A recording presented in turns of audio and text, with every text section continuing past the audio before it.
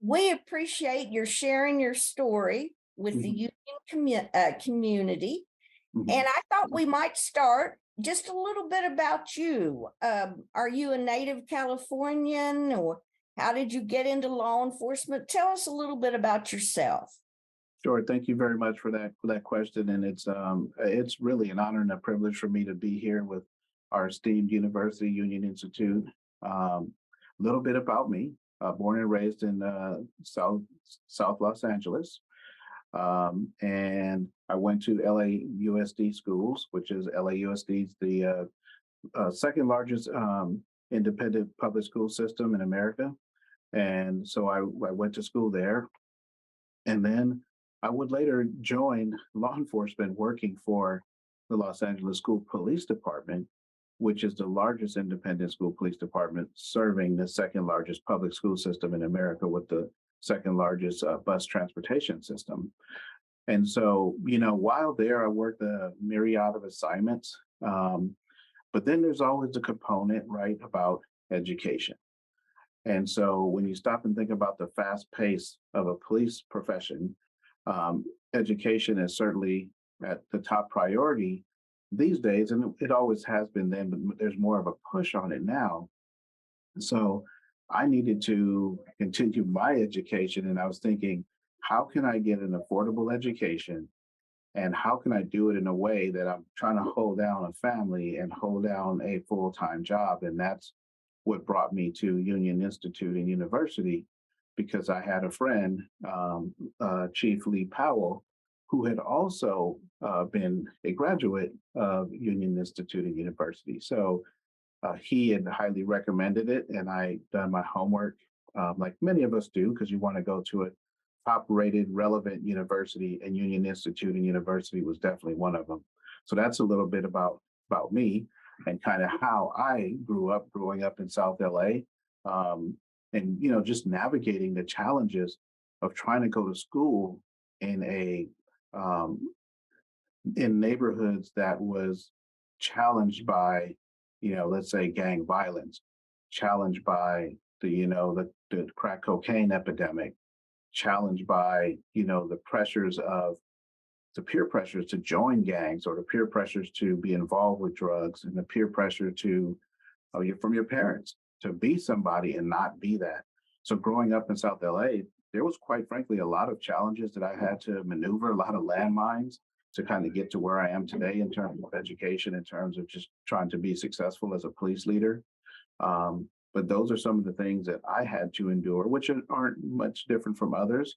But what I think one of the differences I see is that today folks are just not making it out of their 20s, because they're either being incarcerated, being impacted by drugs and substance abuse, mental health, and then also gangs. So I've had to navigate a lot to be here. So I'm really honored and excited to be here to know that that God has allowed me to kind of progress through some of these things unscathed, so to speak. Absolutely. How can law enforcement address some of the issues, the challenges that you've talked about? Well, it has to start with community involvement. Um, I think that if we're going to address the problem, the first thing we have to do is we have to be at the forefront of the problem, meaning we have to be at the table. We can't arrest our way out of the problem. I know we've heard that over and over again, but when that's all often good to say that, but then what do we follow that up with? We have to follow it up with true, meaningful partnerships. We have to follow it up with relevant um, relationships in the community. We have to be able to stop, sit, listen, learn from our community, learn from our young adults, reach across the aisle and partner with everyone from the educational community to the social, school of social work, if that's what it is, to the folks in the community on the ground, to our law enforcement partners, to doctors. And we really have to come back to the table and bring this holistic approach, really fill that circle and not stop short of that. And I think once we do that and we take a look at what education has been doing for far too long, when you take a look at Union Institute and University, it's been educating our communities way back to like 1960s, right? I think 1963 or 1964. 64. 64. And so when you take a look at how education has impacted so many lives, that is quasi the answer to resolving the problem. We have to educate our community. We have to educate our youth. We have to educate our officers. And I think through meaningful dialogue and education and partnerships and relationships, we'll begin to turn it around. Far too often, I think we have folks who get into the business for the wrong reasons, whether that's on the police side of the house, whether that's on the political side of the house, or whatever that looks like for folks, and we forget our why. And once we forget our why, then it becomes a selfish response that we get, and the people who hurt are the people in the communities. Mhm. Do you think more social workers attached to the police departments would help? Excuse me, sure. I think that we take a look at things, when you take a look at things from the perspective of the heated debate that's happening across America, it's very easy for the police to say, okay, so just remove the police officers and put the social workers out there and throw them out there. Let's see how they solve that problem, right? I think that's when we have someone who's so jaded and so frustrated because things are just not working, or they're not working fast enough, or maybe they're just looking at this from a self-reflection lens and not looking at the holistic approach. We have to have social workers. We have to have police. We have to have fire. We have to have clinicians. We have to have educators, right? We have to have the community. We have to have elected officials. We have to have them all at the table, understanding the problem through education supported by facts and data, which we know, to say, hey, here's how we could begin to solve it. Sure, we know that a social worker can't go and do that by themselves, but neither can the police go out there and do it by themselves. So I think we have to meet each other in the middle. We have to put the egos aside, understand our why. Why does a social worker exist? We know why they exist, because they love that work. There's something that's intriguing to that work. There's some trigger there that maybe they grew up in a family where they had some challenges, and the way they want to give back is through social work. But if we disregard their why and they're disregarding our why, we're just lobbing rocks at each other, and we're ignoring the bigger problem, which is our communities. Mhm. I think so too. Would you be a chief without your union degree? Absolutely not. Okay. And that's a great question you ask, because oftentimes I go about interacting with our youth, interacting with our other professionals, right? Everyone chooses different universities for different reasons. Everyone's walk in life is different. So we're not all created equal. Everyone's path is different. You know, for a mom who started a family, 3 and 4 kids, and we know how powerful and how uplifting and how strong women are. Sometimes they forgo their own dreams and goals and aspirations to make sure that their child has those opportunities, those goals, those dreams, those same aspirations. And oftentimes they may get started late, but does that make them any less than anyone else? They're just looking for a different avenue or a different platform, right, in order to continue their education. The thing I like about Union Institute and University, not to say that others don't do this, they may not do it as good as we do down here, right, at Union, but they do it. But it's the availability to be able to do online coursework, study that's just as intense as if you were in that classroom. The professors that they have are just so remarkable, so understanding, and they're encouraging along the way. Some of the professors I had were right here. I was surprised, right here at home in the San Bernardino County Sheriff's Department, who were teaching in one of the criminal justice classes that I had. And for them to basically hone it in and understand what you were going through and what they had to go through, and taking the time to really delve in and encourage you along the way that you could do it. Because it wasn't just the instruction part that they were doing, they did that. But just the motivation that they gave you behind the scenes, like, hey, you can do it. Make sure you stay the course. You know, I'm available if you need to table something off of me.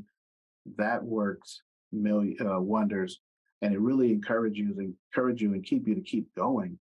And so I think those were some of the things, just a sneak peek of some of the things that Union has that really makes us unique from any other university. Social justice is embedded in the union curriculum. Mhm. And do you think for some officers, it might be the first time they've thought about social justice in their line of work, or what do you think? Um, I think that it could be, quite frankly, depending on where you've grown up in the world, where you've lived, how much access you have to information, how you view the world, and which obviously, as we know, sometimes that comes from really our parents' experiences, right? What did they experience, right?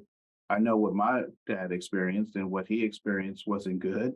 But at the end of the day, he taught me well, I believe, because he said, John, if you want to change it, you have to be a part of the system. You have to get involved.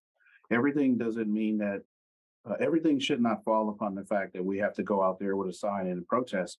Sometimes it just means that you have to look inward at the system and see if you can come in and change it. So for me, I have a bad experience with law enforcement growing up, navigating South LA.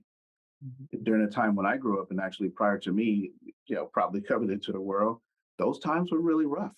And Sure. I can remember that my encounters with the police was not great at all. But I remember an instance where the police took me home, and they asked me as we were pulling up to the house, "What's your parents doing?" And I said, "They're probably sleeping." And I was just coming home from school. I had taken a night class to be able to make sure I can stay ahead and better understand what I was doing. And so now I'm driving home, and I said, "Well, they're probably sleeping."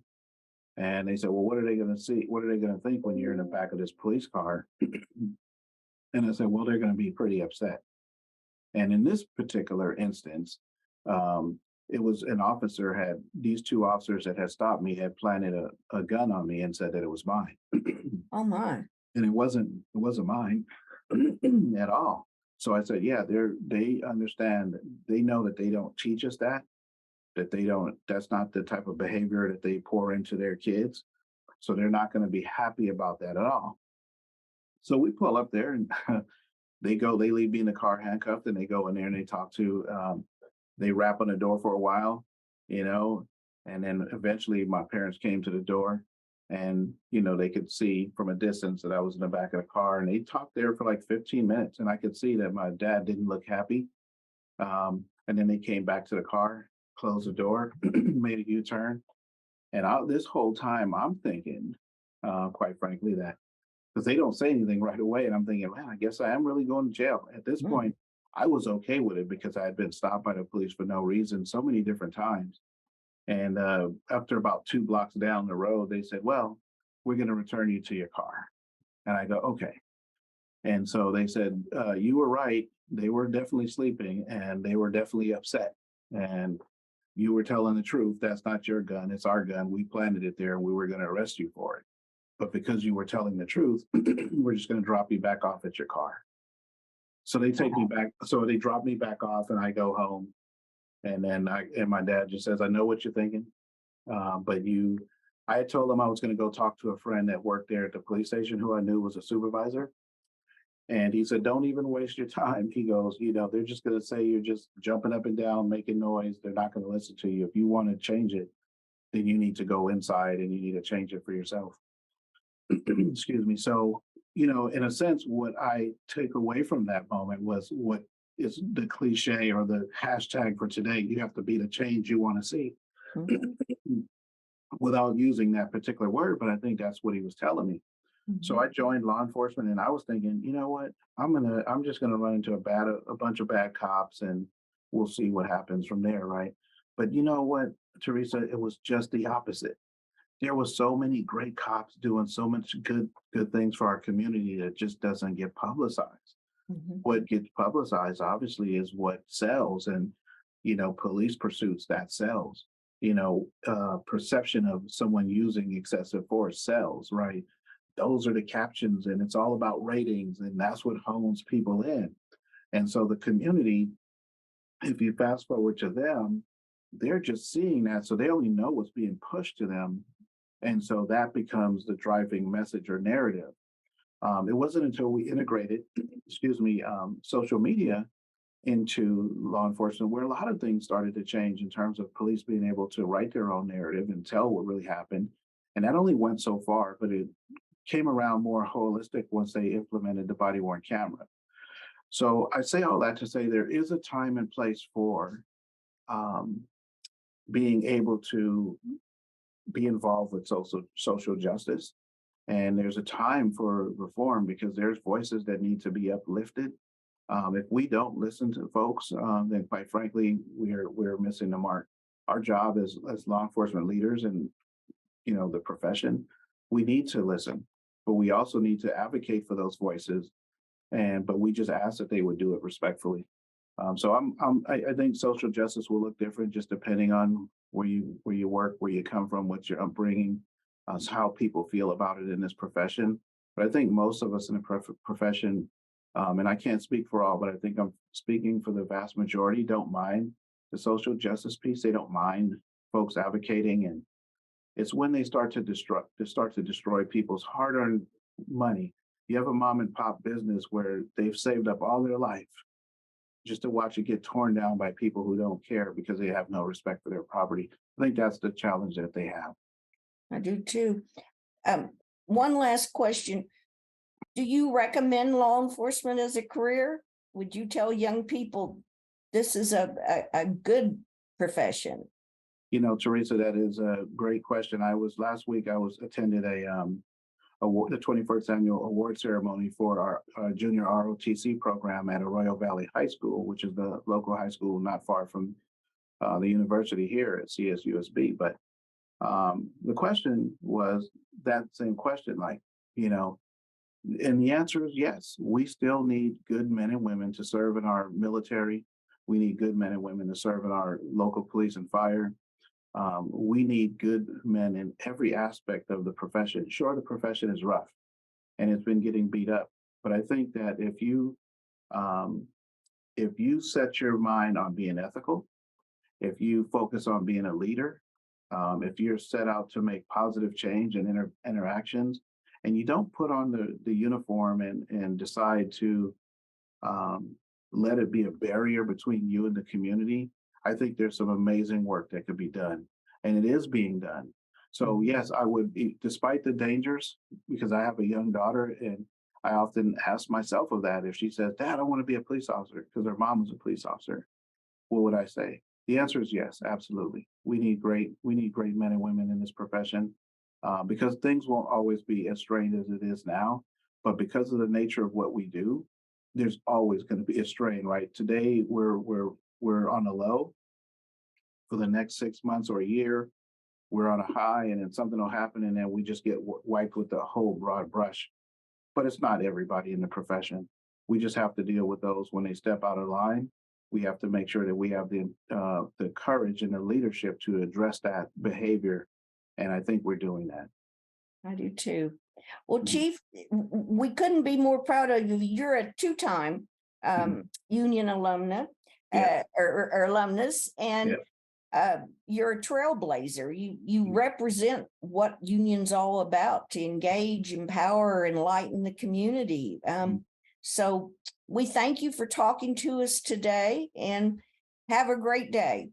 Thank you. And I would say that if there's anyone that's listening or anyone who would see this, Union Institute and University is truly a remarkable university that's really helping to educate, change the world. It's actually developing leaders to go out into the world and to make positive change. It's affordable, it's accessible, and it's right here in your backyard. And I would encourage anybody, any young and up and coming students, any police or fire profession or military professional, Union Institute and University is the way to go. And I hope to come back for my doctoral program. So that's what I'm looking forward to. But we'll see. But I really, really do appreciate Union and our Union president, who's there, Karen Webb, just a phenomenal lady, phenomenal leader. And I appreciate all of our professors. And I really want my experience to be everyone else's experience. So I hope they choose Union. Well, thank you so much. Have a wonderful day. Thank you. You're welcome. Bye-bye.